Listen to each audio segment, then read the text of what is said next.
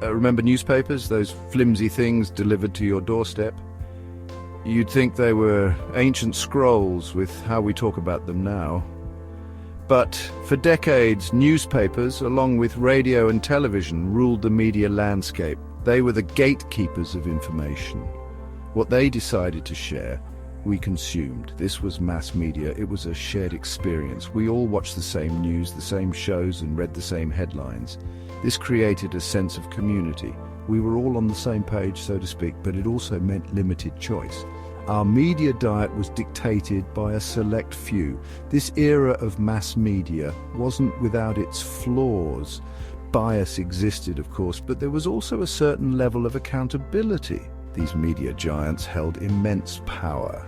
They knew their decisions had weight, shaping public opinion and influencing cultural trends.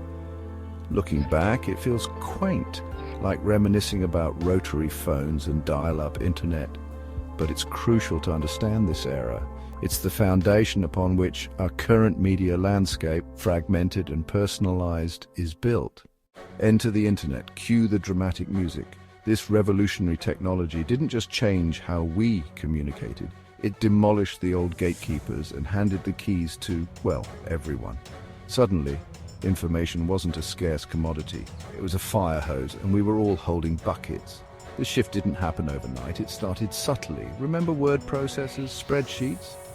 These tools gave us the ability to create and manipulate information on an individual level. Sure, they were initially used for work, but they planted a seed. We were no longer passive consumers. We were becoming creators ourselves.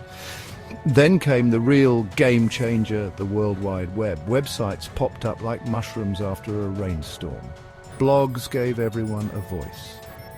Social media connected us in ways we never thought possible. The information floodgates were officially open and there was no going back. This personalized media landscape had its perks. We were no longer beholden to the limited choices of traditional media. Want to delve into niche hobbies, find communities with shared interests? The internet had you covered, but this newfound freedom came with unforeseen consequences. Hold on to your hats, folks, because things are about to get really meta. Just as we were getting used to this personalized media landscape, along comes AI like a hyperactive toddler with a box of crayons ready to help with our content creation. AI is everywhere now. It's writing articles, generating images, even composing music, and while it might not be sentient, yet it's already shaking up the media landscape in ways we're only beginning to understand.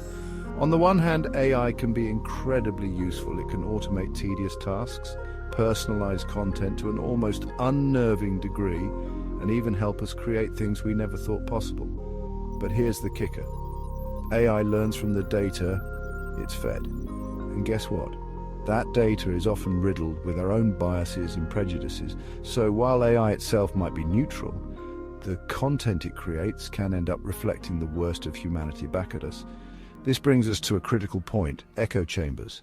In our quest for personalized content, we've inadvertently created online spaces where we're only exposed to information that confirms our existing beliefs. So where do we go from here? We've journeyed from the one-to-many model of mass media to the personalized, AI-powered landscape of today. It's enough to make your head spin. But amidst all this change, one thing remains clear. We need balance. We need to be aware of the potential downsides of AI-driven personalization. Echo chambers can be dangerous, limiting our understanding of the world and hindering our ability to engage in meaningful dialogue. We must actively seek out diverse perspectives, even if they make us uncomfortable. This isn't about abandoning personalized content altogether. It's about using AI responsibly and thoughtfully. It's about recognizing that true growth comes from challenging our own biases and engaging with a wide range of ideas. The future of media is still being written. Let's make sure it's a story of balance, critical thinking, and a healthy dose of skepticism. And hey, maybe we can even throw in some good old-fashioned human connection while we're at it.